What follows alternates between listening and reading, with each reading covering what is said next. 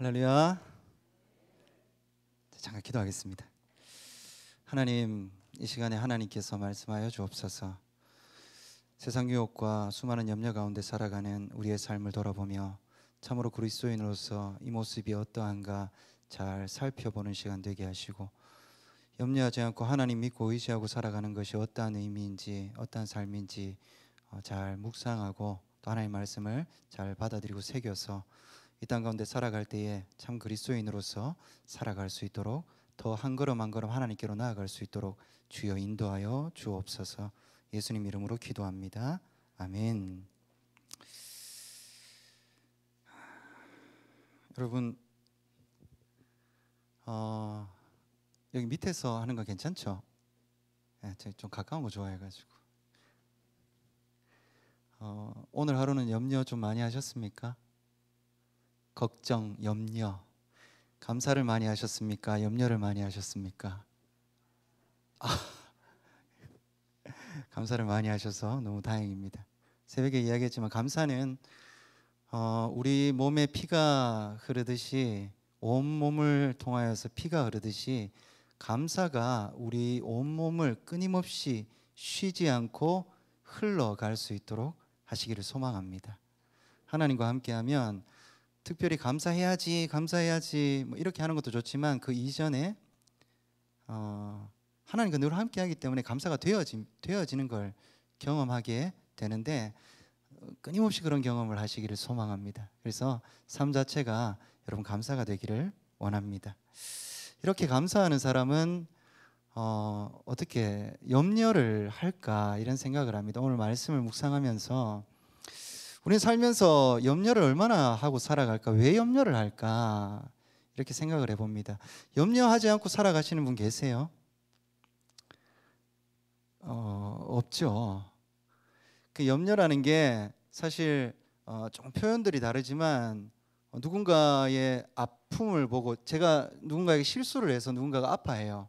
아파하면 그 마음에 걱정이 있죠. 아프든 말든 난 상관없어 이렇게 하지 않잖아요, 그죠? 제가 뭔가 실수로 누군가 다쳤어요. 다쳤는데 걱정되지 않습니까? 염려되는 게 당연합니다. 하나님께서 인도하실 거니까 뭐 상관없어 이렇게 하고, 다쳤든 말든 아프든 말든 이렇게 하지 않습니다. 그러니까 이런 건 지금 오늘 본문의 말씀에 나오는 것 가운데 이런 걸 얘기하는 건 아니에요. 누군가 아파하면 그 사람의 마음과 함께하는, 공감하고 한 몸으로서 느끼면서 함께 아파하고 함께 기도하고, 이게 그리스도인의 모습인데, 이런 것까지 염려, 여기서 하지 말라는 염려에 들어가느냐? 그렇지는 않습니다. 우리가 살면서 부정적인 염려들, 이런 것들을 왜 자꾸 하게 될까라는 걸 곰곰이 묵상을 해보고 기도하면서 오늘 본문의 말씀을 보았어요. 자, 말씀을 한번 차근차근 보면서 말씀을 전하도록 하겠습니다. 22절을 같이 한번 읽겠습니다. 시작. 눈은 몸의 등불이니 그러므로 내 눈이 성하면 온몸이 밝을 것이요. 눈이라는 것은 상징적으로 빛을 흡수하는 기관입니다. 눈을 통해서 빛을 흡수하죠. 그래서 눈이 좋아야지 빛을 잘 볼 수 있습니다. 그런데 눈이 보이지 않게 되면 빛을 받아들일 수 있겠습니까? 못 받아들이겠죠. 그러니까 눈이 있어도 눈이 나쁘면 빛을 받아들일 수 없게 되고, 눈이 좋으면 빛을 받아들일 수 있게 됩니다. 빛이라는 것은 성경에서 뭘 의미하느냐라고 할 때에, 빛은 예수 그리스도를 의미합니다. 상징적으로 빛은 예수 그리스도인데, 우리 눈이 자체적으로 빛을 내는 게 아니라 우리 눈은 빛을 받아들일 수 있는 겁니다. 그래서 우리 마음 또한 마찬가지죠. 하나님을 우리가 스스로 하나님께로 갈 수 있는 게 아니라 하나님께서 오셔서 우리와 함께 하시기 때문에 우리는 하나님 나라를 경험할 수 있게 되는 겁니다. 이걸 정확하게 이해를 해야 됩니다. 우리가 하나님을 끌고 이렇게 올 수 있는 게 아니라 하나님이 오셔서 우리와 함께 하시는데, 그게 우리의 마음이 하나님께 열려 있으면 하나님의 놀라운 은혜를 경험하게 되는 것이고, 눈이 어둡듯이 우리의 마음도 어두워져 있게 되면 하나님의 은혜를 경험할 수 없게 되더라. 그래서 하나님을 향해서 우리의 마음을 열어야 됩니다. 우리는 지금 하나님을 향해서 마음의 문을 열고 있는가 한번 돌아보기를 원합니다. 23절에 보게 되면 빛이 어두우면 그 어둠이 얼마나 더하겠느냐. 이 빛이 어두울 수 있습니까? 빛이라는 게 빛 자체가 그냥 빛나는 거잖아요. 그죠? 빛은 어두운 게 아닌데 뭔가 좀 독특한 표현을 썼습니다. 빛이 어두우면 그 어둠이 얼마나 더하겠느냐. 굉장히 강조하고 있는데 이게 어떤 말이냐면 우리가 믿는다라고 하면서 예수님을 믿는다라고 말로 하고 스스로 그냥 그렇게 생각을 하고 있으면서 진짜로 예수님을 믿는 게 아니면 오히려 이게 얼마나 더 어둡겠냐 이렇게 얘기를 하는 거예요. 우리는 믿지 않는 사람들을 향하여서 문제다 하나님을 믿어야 되는데 이 믿지 않는 사람들 때문에 이 세상이 악하다 이런 여러 가지 판단들을 하는데 사실 예수님께서 우리 가운데 오셔가지고 가장 많이 접하고 이야기한 사람들은 믿는다라고 한 사람들입니다. 그 가운데 예수님께서 가장 싫어하셨던 부류의 사람이 있잖아요. 외식하는 사두개인 서기관 같은 사람들. 빛을 받아들였다라고 하면서 실제로는 마음에는 그렇지 않는 거예요. 이런 사람들이 오히려 하나님을 알지 못하고 예수 그리스도를 알지 못하는 사람들보다 얼마나 더 어둡겠냐 이렇게 얘기하는 거예요. 그래서 저희가 정신을 바짝 차려야 됩니다. 우리가 신앙생활을 하는 사람이 진짜 정신을 바짝 차려야 됩니다. 거짓된 믿음은 하나님 정말 싫어하세요. 하나님께로 나아왔으면 하나님께로 나아가고 하나님을 향하여 하나님을 바라보고 하나님을 향하여서 마음의 문을 열고 눈을 들어 하나님의 나라를 바라봐야 되는데 믿는다라고 하면서 하나님을 이용하여서 자기의 유익을 구하는 것만큼 하나님이 싫어하는 게 없습니다. 이게 사실이잖아요. 그죠? 그래서 저희는 정신을 바짝 차려야 됩니다. 교만해지면 절대 안 됩니다. 저희가 교만해지면 세상은 걷잡을 수 없을 만큼 악해지는 거예요. 세상이 막 어둠과 죄로 가득한 근본적인 이유가 세상 많은 사람들이 하나님을 믿지 않아서 하나님을 알지 못해서 그런가라고 생각을 했더니 그것보다 더한 이유는 믿는 자가 하나님을 바라보지 않고 믿는 자가 하나님을 이용하여서 자기의 유익을 구할 때에 세상은 악해질 수밖에 없습니다. 사람들은 하나님을 오해하게 되고 하나님이란 이름은 알고 있지만 하나님이 어떤 분이신지를 알 수가 없는 거예요. 그걸 누가 드러내야 되냐면 믿는 자가 드러내야 되는 거예요. 믿는 자가 하나님께 시선을 고정하고 마음을 고정할 때에 하나님, 바른 하나님 예수 그리스도를 통해서 하나님을 우리는 경험하고 하나님을 분명하게 알게 되고 복음 대신 하나님을 전할 수 있게 되고 이 복음이 세상을 밝히게 되고 하나님의 나라가 확장되어져 가는데 이러한 과정을 거쳐야만 하나님의 나라가 이 땅 가운데 이루어지는데 믿는 자가 더 이상 하나님을 제대로 알지 못하고 믿는다 말하면서 마음은 오히려 스스로 지혜롭다 여기고 자기 만족을 위하여서 발버둥치고 노력하고 있다면 세상은 결코 하나님을 알지도 못하고 악의 죄의 늪 가운데서 벗어날 수 없더라라는 겁니다.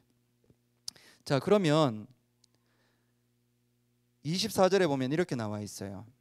한 사람이 두 주인을 섬기지 못한다. 혹 이를 미워하고 저를 사랑하든지 또는 이를 중히 여기고 저를 경히 여기든지 너희가 하나님과 재물을 겸하여 섬기지 못한다라고 이야기합니다.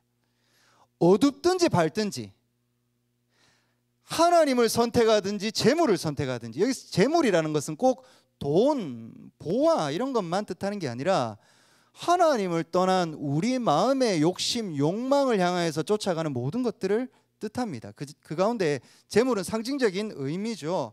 하나님과 재물을 겸하여 섬길 수 없다라고 명확하게 이야기하고 있습니다. 이것은 무엇이냐면 시작이 어디서 오는가?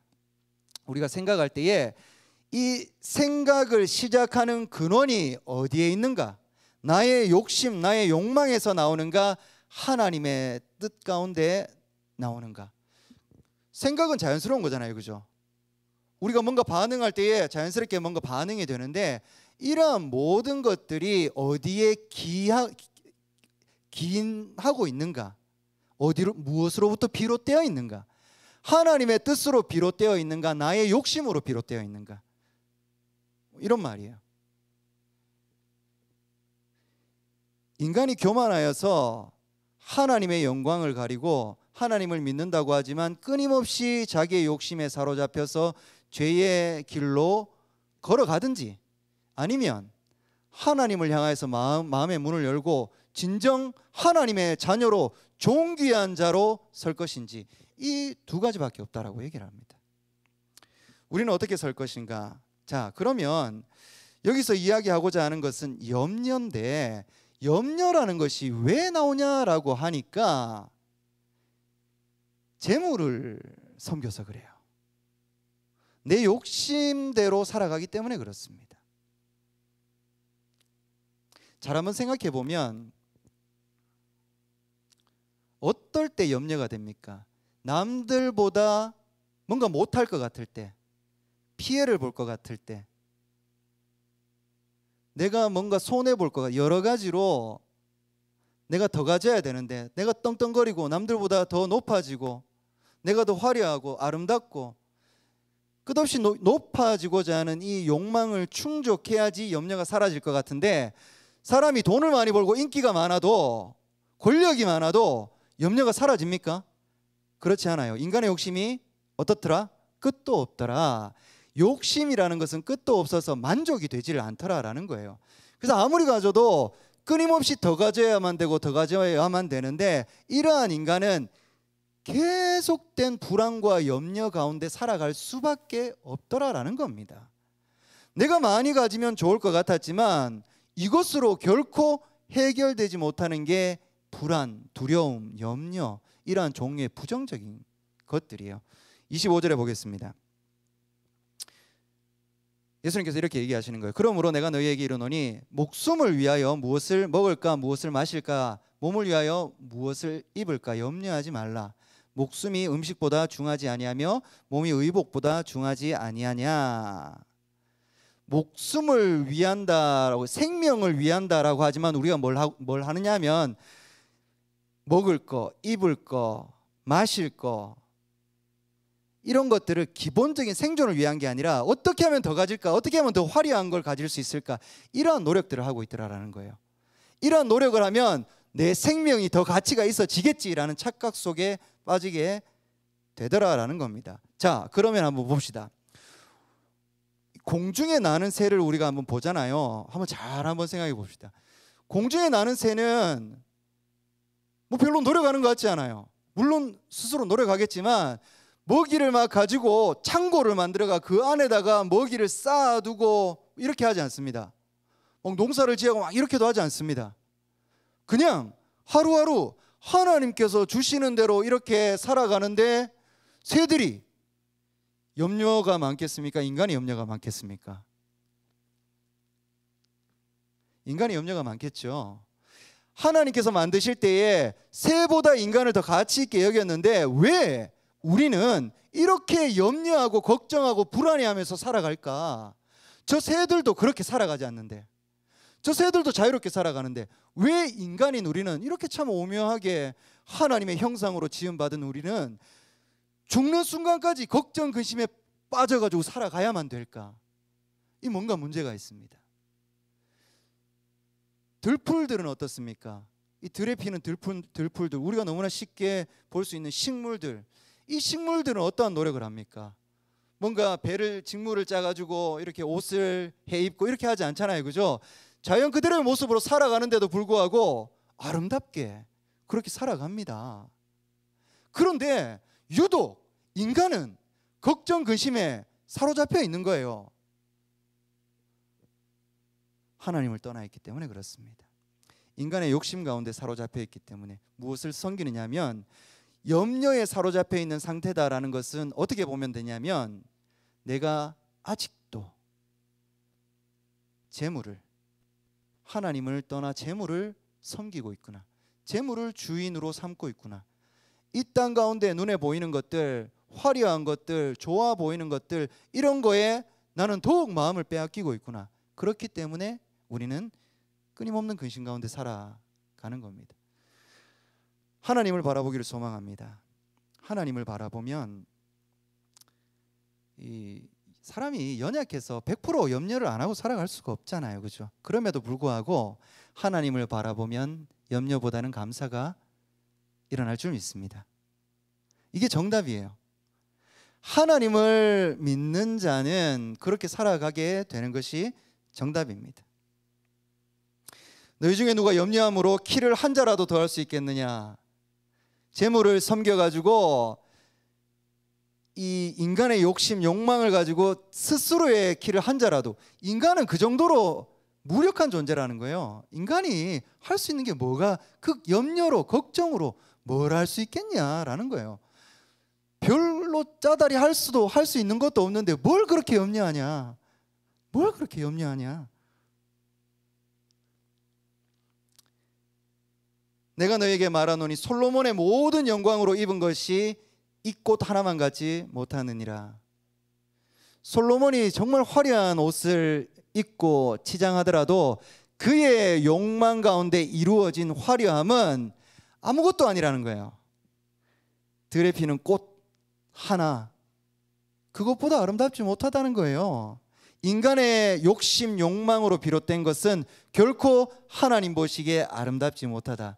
인간은 거기에 노예가 되어서, 종이 되어서 끊임없이 그것을 얻으려고 노력하지만 하나님 보실 때는 전혀 다르더라라는 겁니다.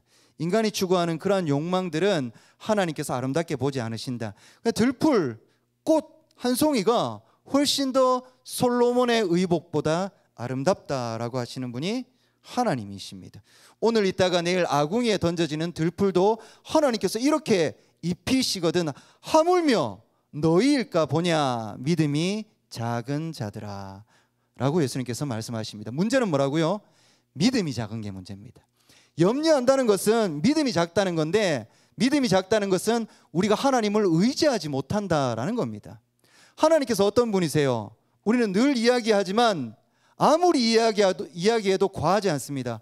하나님은 천지의 창조주이시고, 하나님은 그 창조주께서 우리에게 오셔서 아들, 딸로 삼아주셨고, 내가 너를 사랑한다, 내가 너를 사랑한다, 내가 너의 아픔을 안다, 내가 너의 눈물을 안다, 이렇게 다가오신 그분 하나님이세요. 때로는 성령님으로 다가오시고, 때로는 폭풍같이 다가오시고, 때로는 따스한 봄 햇살처럼 다가오시고, 수많은 모습으로 우리에게 다가오셔서 내가 너와 함께 한다 라고 말씀하시는 그분을 믿고 그분을 의지하고 그분을 바라볼 때에 우리 가운데 있는, 우리를 힘들게 하고 두렵게 하고 불안하게 하는 그 염려들이 떠나갈 줄 믿습니다.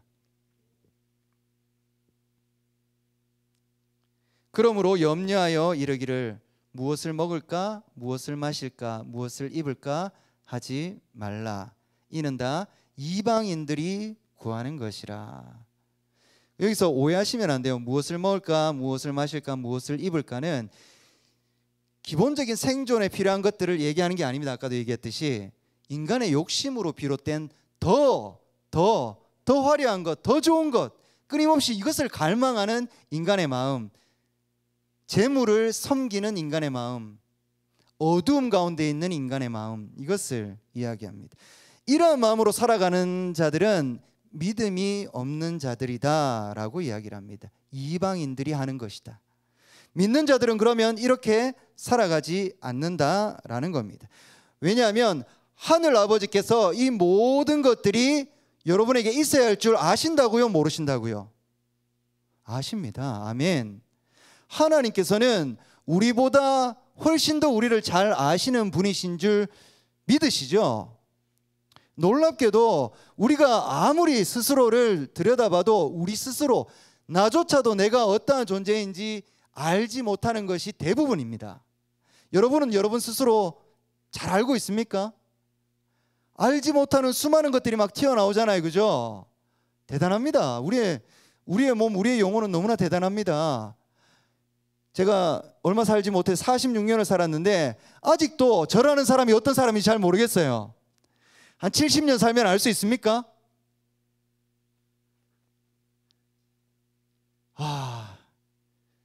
잘 모르는 것 같아요.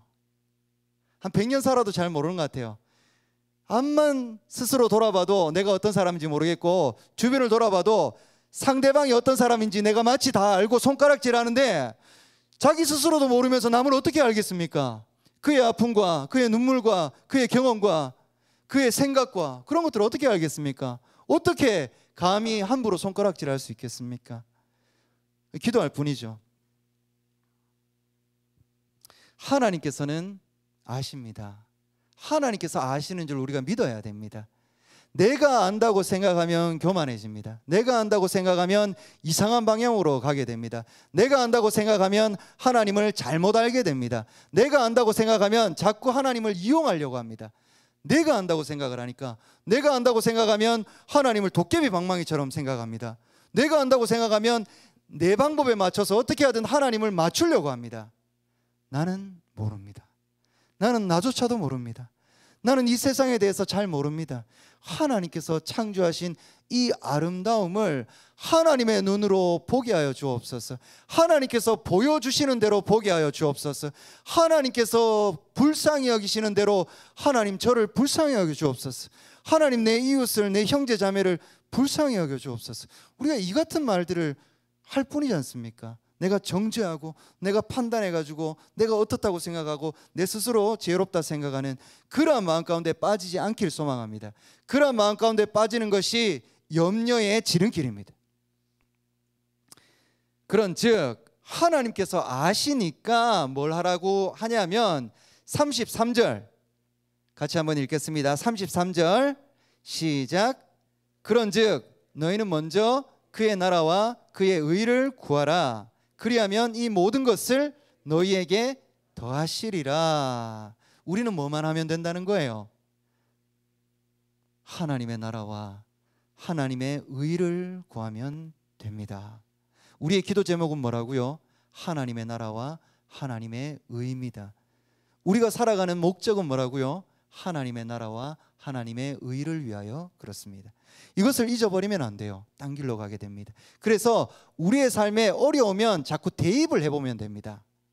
우리의 삶에 예수님을 대입해보면 돼요. 예수님이 살고 계시다면, 지금 예수님이 나의 몸을 통하여 살고 계시다면 예수님은 어떻게 하실까? 어떻게 생각하실까? 어떻게 판단하시고 어떻게 행동하실까? 예수님의 마음은 어떨까?